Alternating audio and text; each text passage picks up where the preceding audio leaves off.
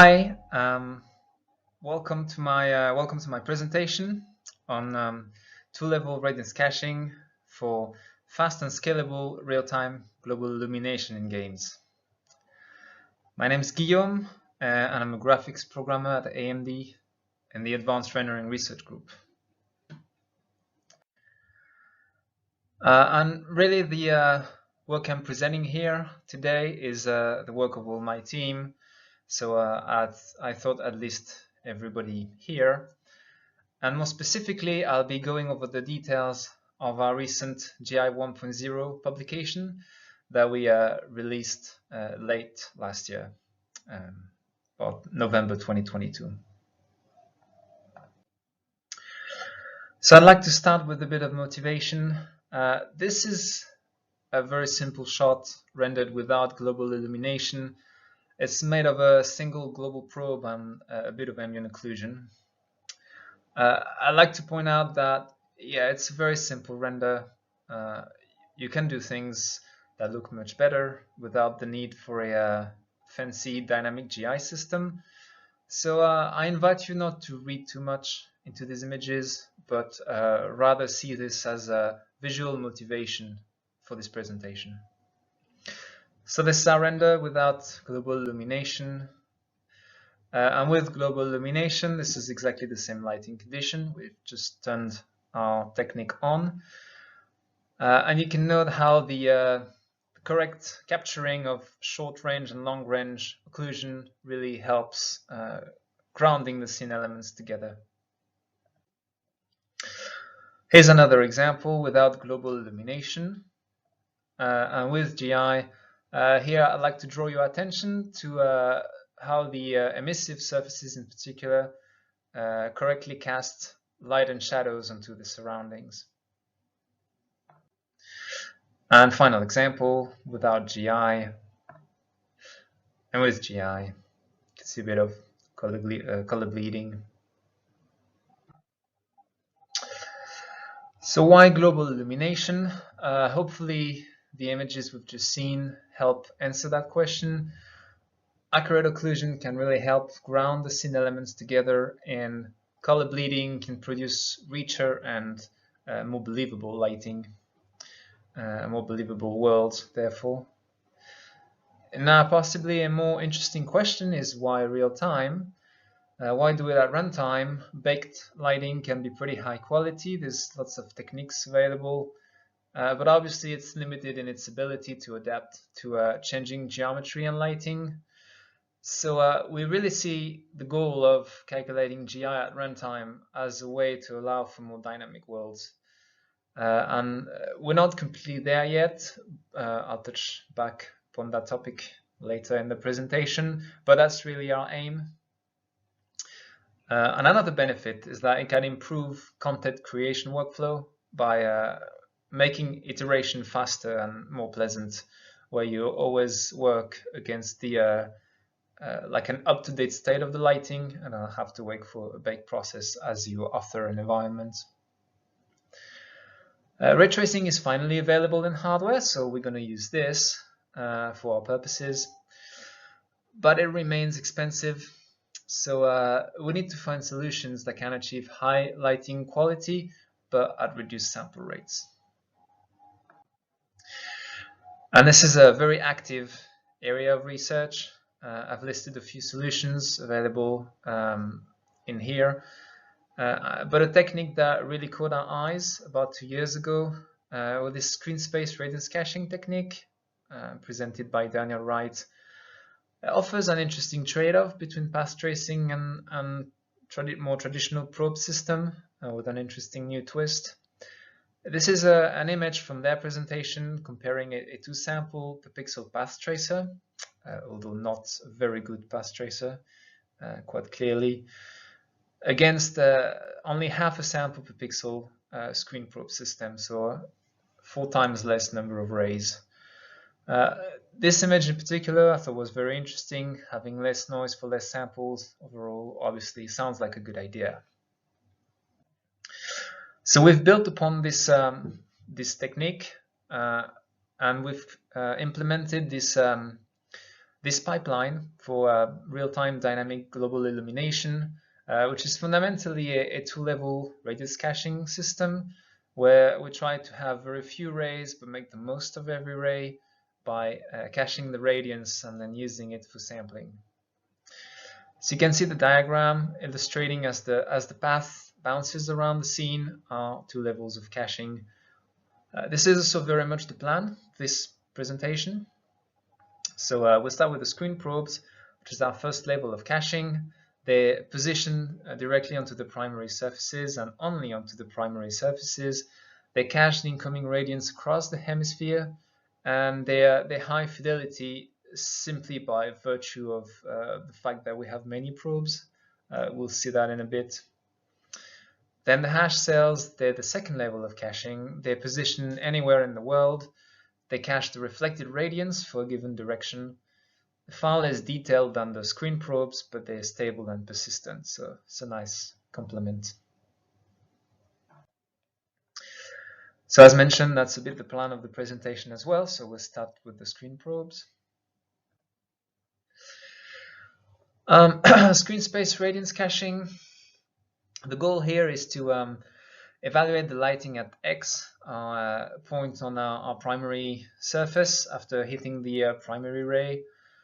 In our implementation, we trace, between quotes, the primary rays using rasterization. It's not compulsory, obviously, you can use ray tracing for this. And then the goal is to store the incoming radiance across the hemisphere into a probe. We use octahedral mapping for this, but you can use any kind of projection, really. Then once we've got the probes, we go over every pixel, find the 4 neighbor probes, and we can interpolate the lighting. So it's quite a simple technique conceptually, but interestingly it fixes quite a bunch of issues that have been big problems for traditional probe systems like 3D grids of probes. When you make grids of probes, like 3D grids of probes, placing the probes is really important and particularly difficult. When it comes to screen probes, the placement is trivial. We always know exactly what the probes are with regard to the geometry because they're placed on the depth buffer, so they're literally on the geometry, which makes it easier to get rid of light and shadow leaks. And second point, density is also really important to get right in a more traditional probe system. And again, with the screen probes, this is a bit of a non-problem. It's necessarily optimal for a given viewpoint. There's no computation wasted on non-contributing probes because we only have probes for what's on screen. And because the grid is pretty dense, we're able to capture smaller details of nearby occluders and therefore achieve a higher quality lighting. So a key aspect of our technique, the way we've implemented it, is this temporal upscale. We've decided to cache up to one 8x8 probe for every 8x8 tile on screen. This choice is pretty arbitrary, but it has the nice property that our probe grid is essentially the same resolution as a render target, but aligned to the next multiple of 8. You can make other choices, but that's what we did in our implementation. Now, recalculating everything would require 1 ray per pixel, which is too expensive. So we only recalculate a quarter every frame, and then we rely on upscaling over multiple frames, what these images are showing here. First frame, we get lots of holes. After 4 frames, we've got the full grid. This amount of 1/4 is completely arbitrary. You can go higher, which will make the system more reactive, or you can also go lower, which will be quite a bit faster, but you'll suffer from higher latency, in particular when it comes to reacting to light changes. Overall, however, the final image quality is not impacted much. Once the temporal upscale has completed. And here I want to point out that this reduced rate does not apply only to ray tracing, although that's a big important factor behind this decision, but it also applies to all sampling and filtering of our probe grid. They all happen at reduced rates, so it's very important performance speed up. The only two passes that run at full rate are the reprojection pass, which we're going to see now, and the interpolation pass. So temporal reprojection of this probe grid. We do this in a single dispatch that's conceptually made of two distinct parts. And as I mentioned, we go over every pixel at target resolution. And I think now is probably a good moment to clarify what I mean with target resolution. In our implementation, it's the resolution of the G buffers, depth, normals, and so on. Probably doesn't have to be this way. It could be decoupled further, but we expect that it's going to be a common choice of implementation. But the important point is that it's not necessarily equal to the output resolution. You can use super resolution effects such as FSR, for instance. The challenge, anyway, of reprojecting our set of probes is that we've got a sparse number of probes in frame t-1, and we want to find the best pixel in frame t to place our probe. And it's a challenge because there's multiple candidates, so we need to find the best candidate.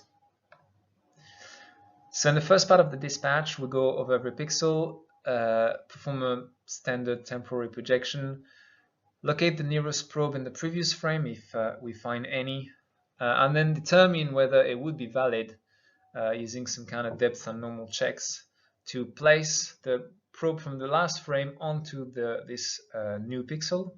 So this may not be valid. It's marked as X on the diagram. And if we can, if we estimate it be valid to reuse the probe onto the new pixel, we calculate a reprojection score that effectively quantifies the amount of error in the reuse. Then we want to reduce to the single best candidate. And this is done by encoding the reprojection score onto the top 16 bits of a 32-bit integer and the index of the corresponding lane onto the bottom 16 bits of that integer. And then we can use a single LDS-based atomic mean operation, LDS here standing for local data share. And we can use this operation to reduce down to the best candidate across the group. Then the second part of the dispatch simply reads back the reprojection result from LDS and plays the probe onto the selected new pixel in the current frame.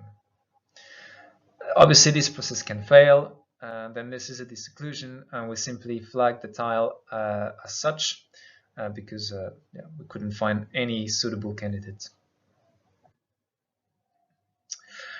So this is how we reproject the grids, and now we want to spawn our new probes to start getting new data and updating the grid with this new data.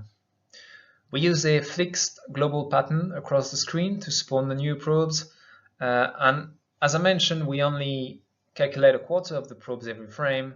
Disocclusions naturally will show holes where up to 3/4 of the information is missing, which is what you can see on the left image here, a lot of holes and missing information, which is not good for visual quality. So we could decide to fill the holes by tracing additional rays and allocating them to the red areas of the image. We'd like to keep our ray budget low and constant, however, so instead what we do is we rebalance the rays that the kind of fixed ray budget that we have away from converged probes, that is tiles that have valid data, and towards filling the holes in a stochastic fashion. This gives us less noticeable disocclusions at no extra cost. And the next slide is like explaining a bit how this works in practice. So we start with the results of our reprojection. Here I have a little diagram showing the tiles. The green tiles have succeeded reprojection, the red have failed, there are holes. So we start by pushing out all the holes into a queue, all the empty tiles. Then as we use our fixed global pattern, we push all the spawned tiles, let's call them this way, into a second queue. Here you can see that we spawn a probe onto the top left tile of the 2x2 quad. But while we do this, we also populate a third queue, which we call override tiles, which stores a list of all the probes that we've spawned on tiles that already have valid data. This represents the like the bundles of 64 rays that we may want to deallocate away from their spawn position and towards filling the holes. So now we can go wide over the empty tiles, pick up a random override tile, and with a single atomic exchange, we just patch our list of spawn tiles. So if you look at the top diagram, as I remove the atomic exchange, you can see these two probes in the diagonal back into their position, and as I re-enable the atomic exchange, they're repurposed towards filling the hole. This is a video showing how it looks in action without adaptive sampling. So you can see there's quite a bunch of holes, all these red tiles that we can see across the screen, and turning on adaptive sampling, the holes are greatly reduced, although not completely. Again, this is a stochastic technique, so there's a random chance a hole gets filled or it doesn't. And this is the final render without textures. So we can use the results of our reprojection, of our probe reprojection, to estimate the content of the new probes without having to trace array. We call this process hemisphere reconstruction, and this is achieved by using the reprojected probes from a 3x3 tile neighborhood. Essentially, we try to, for the new probes which we don't have any data yet, we try and estimate what the hemisphere should look like based on our reprojection. We can use this to guide the new rays when the reconstruction succeeds anyway. If it doesn't, we fall back to uniform sampling, which you can see on this video. So it's fairly noisy. If the reconstruction succeeds, we use it for sampling, and we implement this by storing the cell's luminance in the local data share, scan it into a CDF, cumulative distribution function, and then we can use the CDF to pick a cell proportional to its intensity. So we've got uniform sampling there, and this is the result after our guiding. You can see how the noise is greatly reduced, and that's with exactly the same number of rays, and after denoising.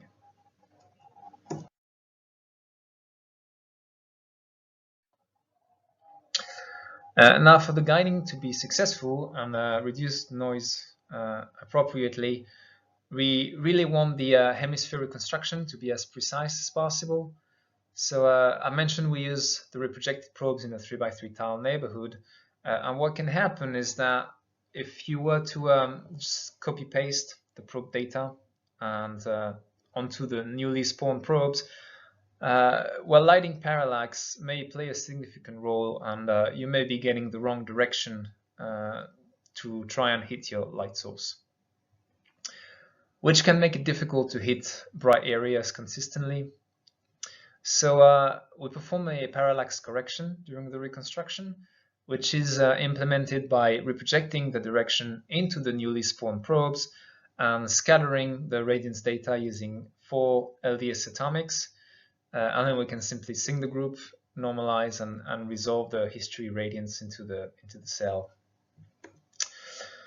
So this is our naive reconstruction, and I'll switch now to the parallax corrected version, and I'll go back and forth between these images, and you can see in particular on like edges of object or rounded surfaces, the parallax correction really helps better guide the rays and hit the light source more reliably. Now, due to our guiding strategy, some cells may not be visited, which would lead to a loss of energy if you leave them black, as on the image on the right. There are multiple solutions for this. we can either decide to trace more rays in a way to make sure that every cell has at least one ray, or we can decide to not trace any extra ray, which is better for performance, and rely more heavily on history instead.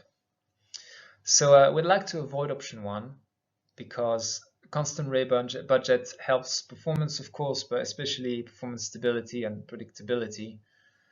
But option 2 introduces strong temporal artifacts. We've tried it, and you get some kind of dark streaks across the screens in some cases. So we went with approximating the missing information, simply done by averaging the radiance from the trace cells again in LDS and distributing the result uniformly across the untraced cells. So this is our naive guiding, and this is with the radiance backup. So you can see how we recover some of the missing energy. And the final render, it's naive guiding, and with our backup, and yeah, recover some of that missing energy. So all I've described so far is how do we best spawn our probes on the screen and pick a cell that we want to visit, but we haven't traced a ray yet, so we're going to do this now. Once we've got the cell we want to visit, it's quite easy. We just generate a 2D jitter inside the cell, and we back project this to a world space direction, and now we can trace our ray as a closest hit query. And this leads us to the next point along the path, the point P, and now we want to evaluate the lighting at P, and that's the job of our second level of caching, if you recall the diagram at the beginning. And I'll describe this later, so we're going to skip this for now. And just assume that somehow we know the radiance at P, we get some estimate back. So what we want to do next is blend the radiance estimate with our history. And we found out that using a regular exponential moving average was hurting quality too much. And that's because the probe cells are fairly large, they cover a large area of the scene, so just naive blending across all the radiance estimates leads to excessive blurring of the radiance and a loss of shadows in particular. Instead, we decided to adapt the temporal blending factor, and we do so by using the error, the normalized error, but in the history and the new estimate in the way that favors darker samples over brighter ones. This helps stabilize the image temporarily while preserving occlusion and shadows, but at the expense of some image darkening. This is without any guiding, and this scene is particularly challenging because it's pretty much exclusively lit by all those emissive triangles scattered around the scene. When we enable ray guiding, the image is far more stable, but not completely stable. And with our biased hysteresis, it gets quite a bit darker, but we get now a stable image to output on screen. And what this really does, in effect, is it eliminates the light sources that are smaller than the granularity of our guiding, because the guiding efficiency is limited by the probe's resolution. We sometimes may know that something is bright in a given set of direction, but we don't know precisely enough that we can reliably hit it. So we just get rid of that signal, which is better than temporal instability.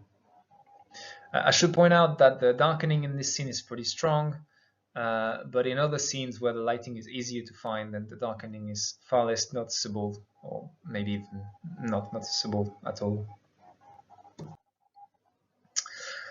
Okay, so probes I mentioned, they can be on any of the 64 pixels within a tile, and it's important that we track very precisely where they are at a pixel level. So we maintain a probe mask texture for that purpose that stores the pixel position of each probe inside the tile, or an invalid marker if the reprojection has failed, so the red areas in that image.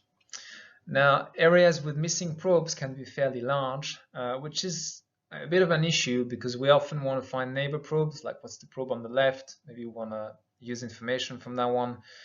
We want to be able to search across holes efficiently. So we build a MIP chain of the probe mask. This is the first MIP. It's just a direct representation of the previous image. And the MIP chain simply try and keeps the first valid probe from the 2x2 upper value. So when we go to MIP1, you can see how the red area is shrinking as well as the resolution. And by MIP2, we have normal holes.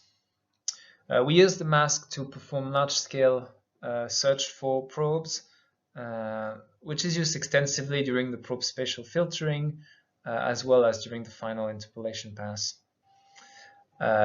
Essentially, what you do is once you start at MIP0, you want to find a probe on the left, so you look to your left. If it's a hole, you recenter onto the original sample, go down a MIP, look to your left, and continue until you find something. So we always end up finding something. Whether you can reuse information from that probe that the system located is another question, but you'll get a probe back. And now we'll see how we implement our spatial filtering at the probe level.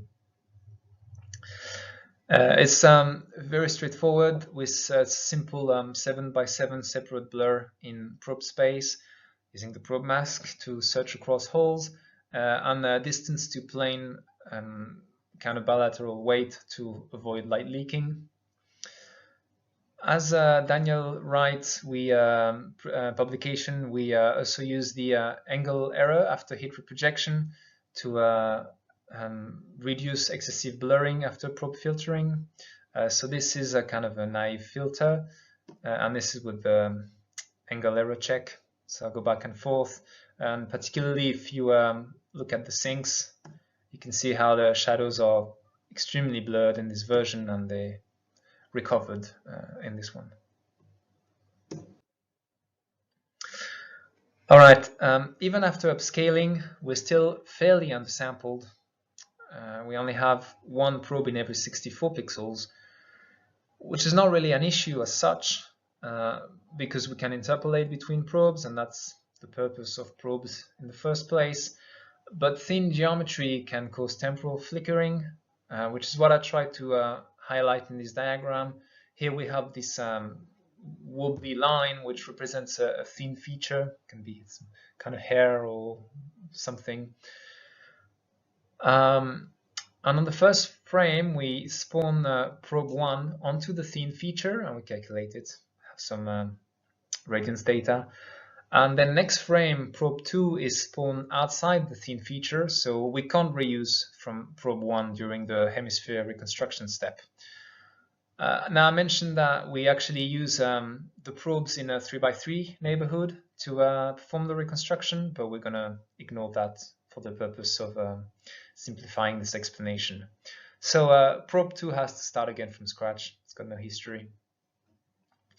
And finally, probe 3 is back onto the thin feature, and again cannot reuse from probe 2, so it fails the temporal reuse and guiding all over and has to start from scratch again, which is a bit of a shame because we had totally valid data only 2 frames ago. And what this really causes is that in some cases our guiding reuse is kind of failing every frame in the worst case. So our solution to this is to cache the evicted probes into a persistent queue, which we call the LRU site cache, LRU standing for least recently used. And we detect eviction when a new probe cannot reuse from its center tile. In such cases, we push it out to the queue in a way that we can reuse from all the probes many frames later, an arbitrary number of frames later actually. So this is a render done without our LRU site cache. And you can see this scene has quite a lot of depth and geometrical discontinuities, which causes quite a few screen probes to start their accumulation from scratch again and generates those fireflies. This is the cached probes. You can see it's a bit of a mess. That's because the queue is constantly reordered based on least recently used usage. So the least recently used cache probes are the ones we evict first. So you get this kind of random ordering.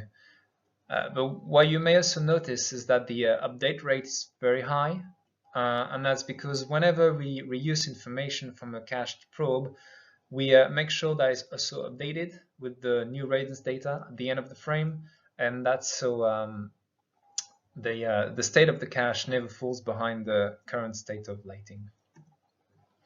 And this is applying the LRU side cache to the render, and you can see that we've fixed our fireflies. All right, now I'd like to get back to this point we skipped earlier, evaluating the lighting at P. This is a very important part of the pipeline. This is where we want to calculate direct lighting on indirect hits, and this is how we complete our path from the eye to the light, and we get our global illumination.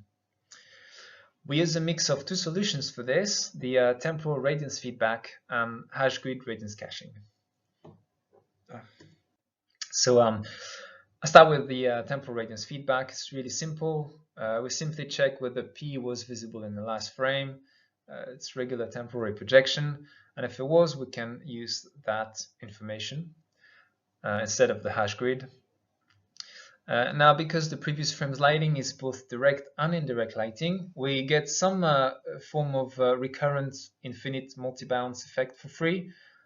Limited though, because the reflector needs to be on screen for this to work, which is nice. This technique is a great way of eliminating many expensive shadow rays, so it's good for performance, but obviously only works when the lighting can be reprojected. So another mechanism is needed for off-screen hits. This image shows without radiance feedback, and with radiance feedback, you can see how it gets brighter due to the extra multi-bounce contributions.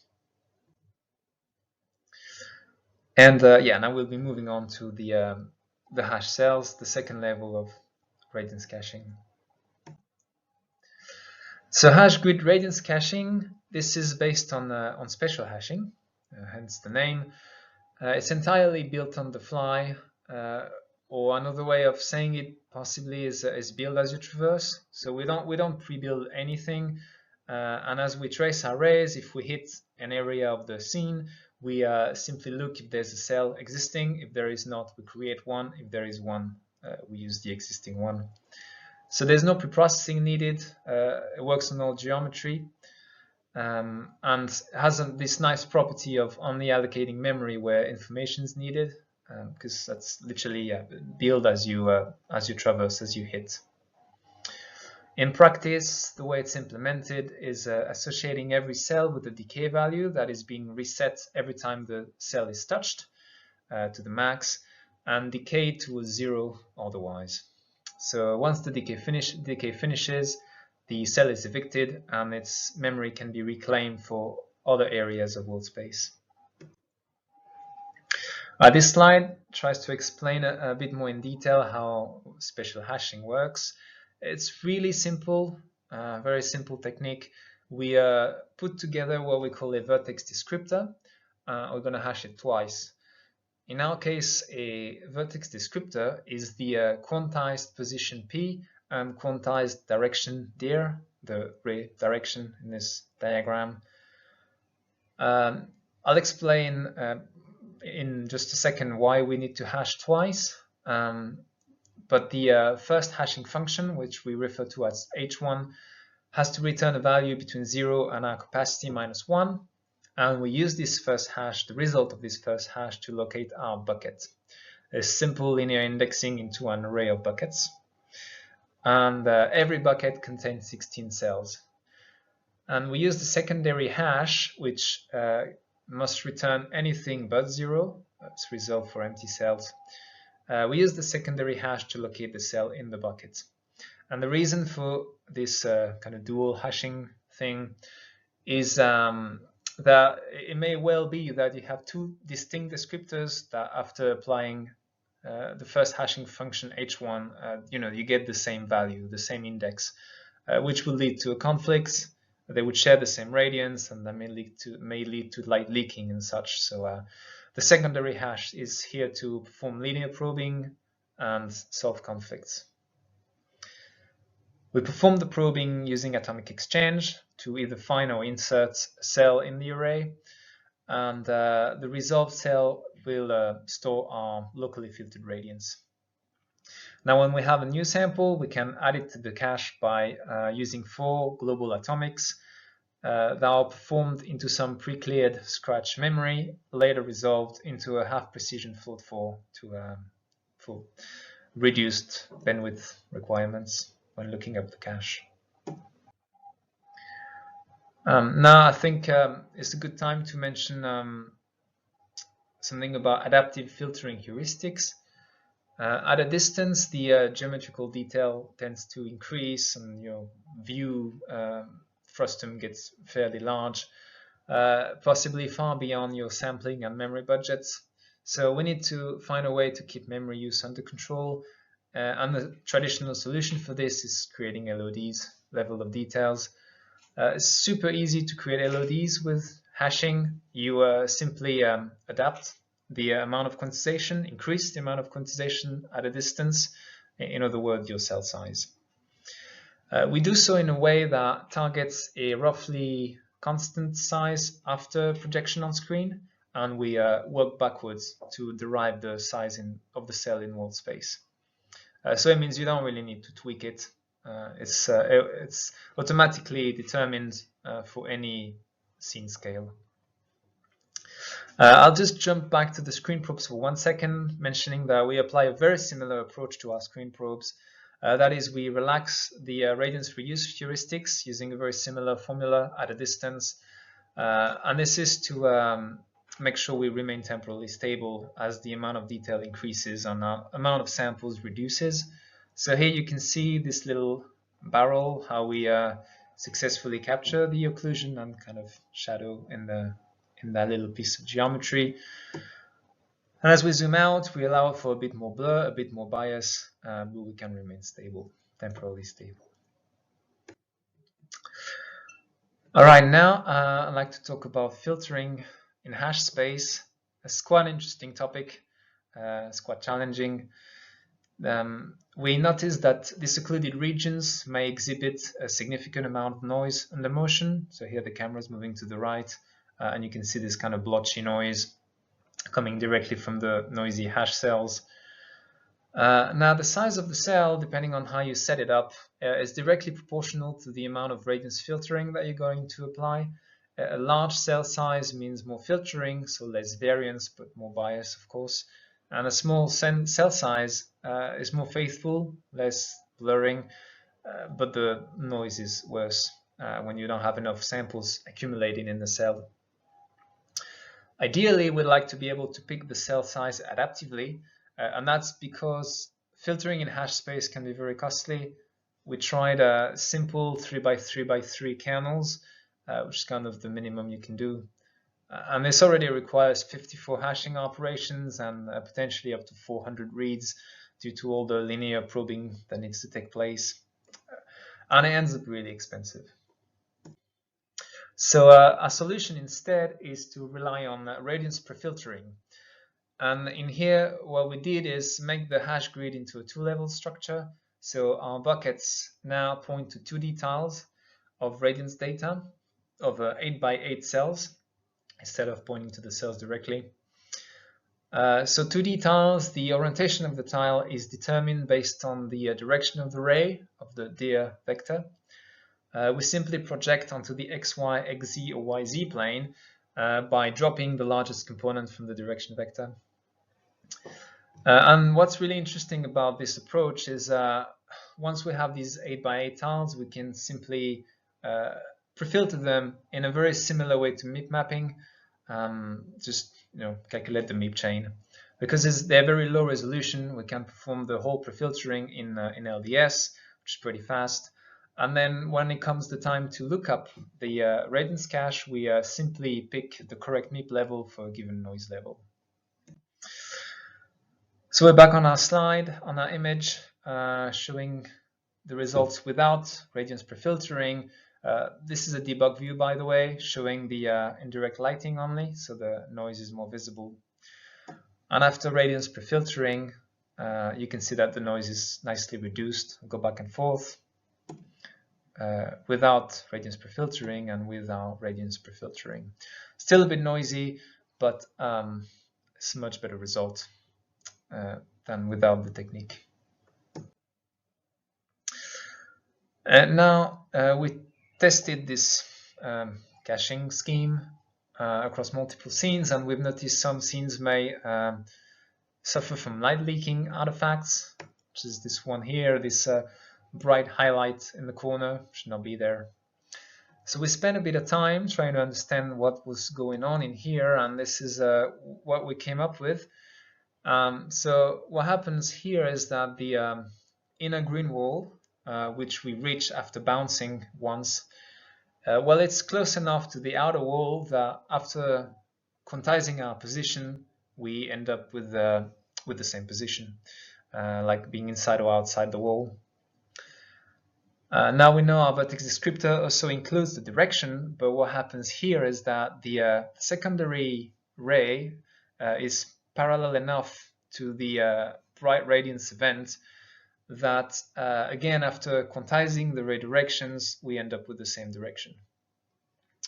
So ultimately, this is the same cell we're looking at, whether we're inside the room or outside. So both events will share the same cell and radiance, and that results in a light leak. Now, we found that this mostly happens when the length of the ray is less than the size of the cell. So what we've done is we've extended our vertex descriptor with the Boolean result of the ray length versus cell size inequality test. It's a nice thing about spatial hashing. You can just throw more things in the descriptor and you get new cells. What this does here in this particular case is that it splits the both two events that we've just seen into two separate cells. So we separate out the events and we solve our light leak. All right, so what I've described in the previous section really is mostly how to cache the radiance in wall space.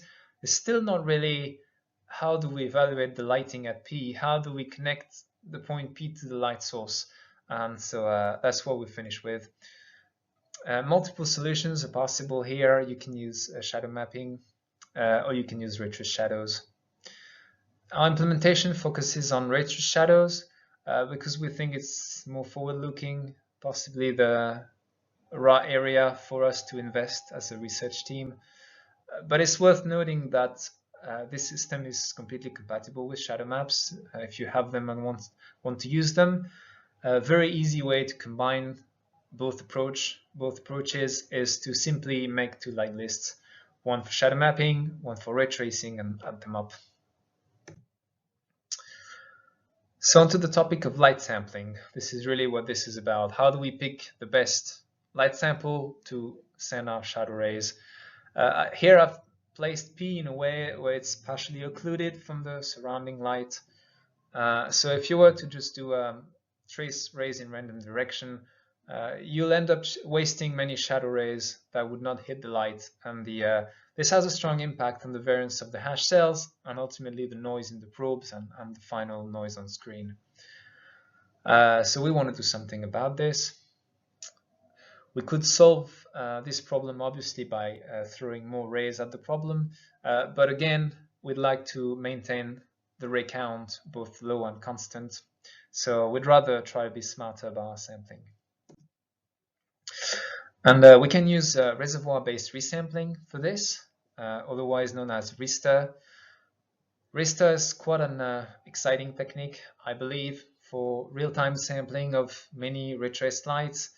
It works out by generating a reservoir for storing the best candidates of a given shading point, and then sharing that structure, that reservoir, to the neighbors through a process known as resampling. And in effect, what you really do is you share the effort of picking the best light candidates across neighbor pixels, so it's cheaper to do. But RISTA's original reuse happens in image space with an image space kernel. And that's a problem because neighbor path vertices are not necessarily close in image space or available at all for that matter. So screen space reuse doesn't work. Instead, we perform our reuse in wall space. This is implemented quite simply by creating a list of reservoirs for every overlapping vertex in a cell. So at the time of reuse, we can simply look up a cell, get the whole list, and pick a random number of reservoirs from inside that list. And we use spatial hashing again to maintain the data structure. Now, Rista can provide very interesting variance reduction, but resampling really is only as good as the initial state is being fed. If the initial state is not good, then the resampling won't work very well. So we want to work on improving that initial state. We implemented a light grid that's built over the entire scene that helps us pick the best candidates. And every cell of the light grid simply stores a list of the most important lights for that particular cell, for that particular area. And this is calculated by weighting every sample based on the illumination they cast over the cell's volume. And we call the lights when the contribution falls below a certain threshold. Now, selecting lights from this structure is quite simple. We simply look up the cell that our vertex lies and pick a random subset from the list, 8 in our implementation. We can use that to generate the reservoir and append it to the wall space cache for further resampling across neighbors. So here I'm showing the result of random sampling. And while Rista can be very efficient at dealing with many light scenarios, I wanted to highlight here that it can also be really good at helping with noise with a single light source, but that's really hard to reach. In this case, this is our sky, which we can only reach through going through some windows, which you can't really see here, but they're just on the right. So random sampling struggles to produce a clean image, and with Rista, we're better able to guide the shadow rays towards the light source. And I go back and forth, random sampling, and you can see how Rista helps clean the noise, although at the expense of some darkening bias, fortunately. All right, now I'll go over the interpolation. How do we interpolate from our probes per pixel and denoise? I've already mentioned more or less how the interpolation path works. We simply locate the 4 neighbor probes for every pixel. We use a depth condition for rejecting invalid probes to avoid light leaking, and we hide the artifacts of the interpolation behind blue noise. So this is our probe grid, and this is the raw results of our interpolation. You can see the blue noise. You can also see that the noise is fairly moderate thanks to our caching system, so we don't really need any heavy denoising. This is the result of our denoiser, which I'll describe now.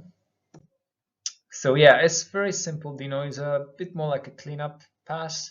I think it aims to be only a temporal projection pass because this is what gives the best quality and the least amount of blurring.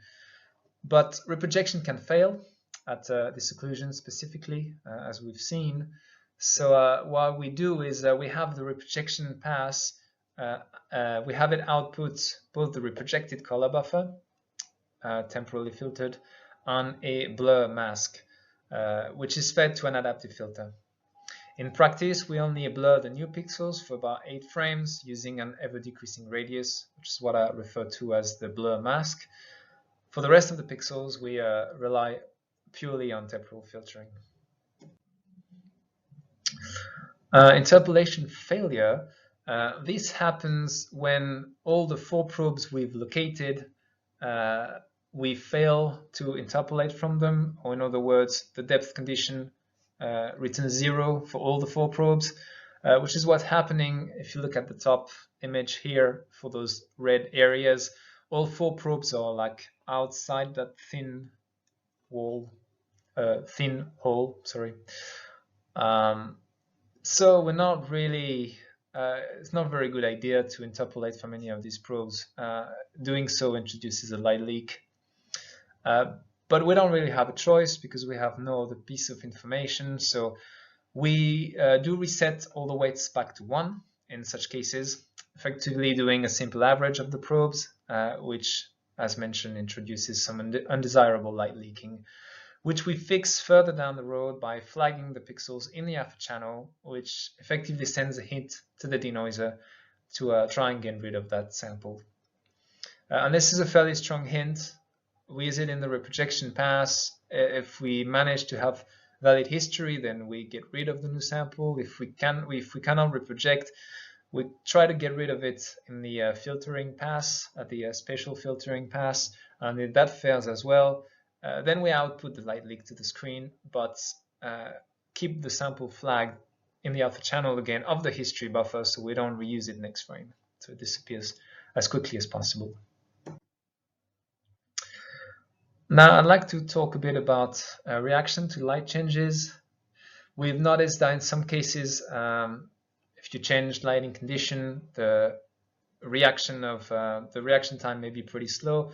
In this case, this is due to using a constant blend factor in our exponential moving average, pretty low blend factor. And a low blend factor is nice because it produces a clean and stable image when the lighting doesn't change, at least. But it suffers from like being very slow to update to changes in lighting conditions. So we fix this by keeping track of the temporally smoothed version of the luminance delta. This effectively gets the luminance of the new sample we've just calculated versus the luminance of the reprojected history. We do the difference, smooth it with the previous delta, and this gives us a very good indication of when the lighting condition has changed. And we can use this to effectively adapt our temporal blend factor, and we simply lerp between a fast blend and a slow blend factor based on the normalized color delta, luminance delta, sorry. This gives stable image when the lighting doesn't change and fast reaction time when it does change. Now a quick note on dynamic geometry and moving objects in general. They generally work because our screen probes use motion vectors for temporal reprojection. Hash cells naturally adapt to moving content. This is, however, not heavily tested path for us still, so more research is needed, and I'll touch upon that a bit in the conclusion again. But we've tried it on like simple objects like here, and it generally works all right. There's more elements that go into the irradiance interpolation, and I don't cover them here for time reasons. I invite you to check out the paper if you're interested, where we have more details. Just to give a bit of an overview, we turned the probes into spherical harmonics prior to gathering the irradiance from them. And we also use screen space GI to recover small scale details. Details that typically our probes cannot capture, like less than 20 pixels or so, we can't really capture with the probes. So yeah, we can rely on screen space information for this. We use horizon-based GI, and I'll go back and forth. This is between the two shots. This is the result of our interpolation purely using the probes, and this is with the horizon-based GI. So yeah, back and forth, purely the probes and horizon-based GI, and you can see how the smaller scale details and lighting interactions are better captured.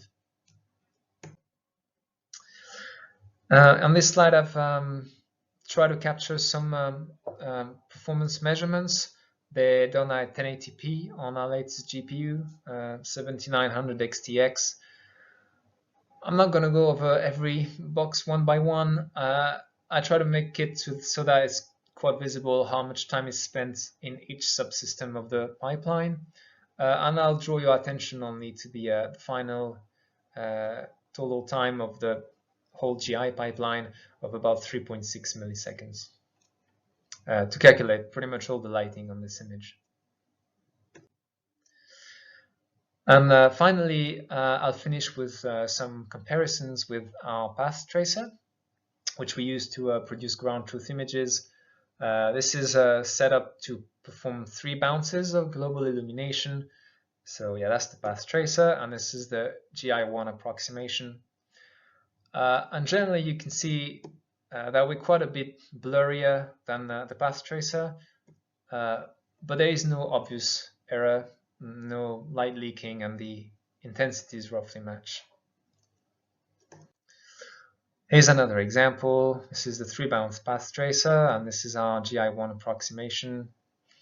Back and forth again, the path tracer and GI1.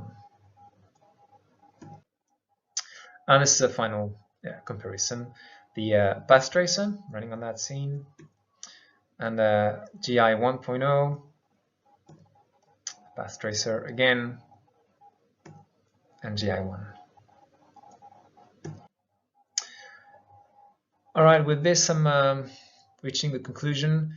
I've presented a complete global illumination pipeline today that can do diffuse and direct lighting for all light types. We've added the code to perform light sampling from all kind of common light types, spotlights, directional lights, skylights, and so on. And it can do diffuse direct lighting for some lights, such as emissive meshes in sky. We didn't include like doing direct lighting from, say, spotlights and directional lights because as you've seen with the comparisons with path tracing, probes, they can't really capture anything very high frequency, only like smooth lighting. It makes it a good fit for skylight, for instance, but not a good fit if you want more or less sharp shadows. In terms of future work, interior scenes tend to be a bit too dark due to the limited support for multi-bounce. So we'd like to look into tracing continuation rays from the hash cells, connect cells between themselves, and get a similar recurrent kind of multi-bounce of a frame similar to our radiance feedback. Yeah, getting reliable multi-bounce everywhere and images closer to the ground truth. We're also working on adding support for glossy reflections to the pipeline. What I've described really so far can be referred to as diffuse interpolation, where we estimate the irradiance. And we can implement specular interpolation, which is simply sampling the GGX lobe using whatever BRDF you want to use, using importance sampling and looking up the probe data instead of tracing a ray to get your radiance value. It works at recovering something that looks like glossy reflections, but as you can see, it's pretty blurry. So we only use this for mid to high roughness surfaces, and we rely on ray tracing shadows for low roughness surfaces and combine both. Finally, another thing we are working on is testing and tweaking the pipeline on larger scenes, especially with more complex animation and things such as foliage and so on. You can find our paper on GPU Open at this page. And this is the list of publications that we've referenced throughout the slides. And that's the end of my presentation. So thank you very much for watching.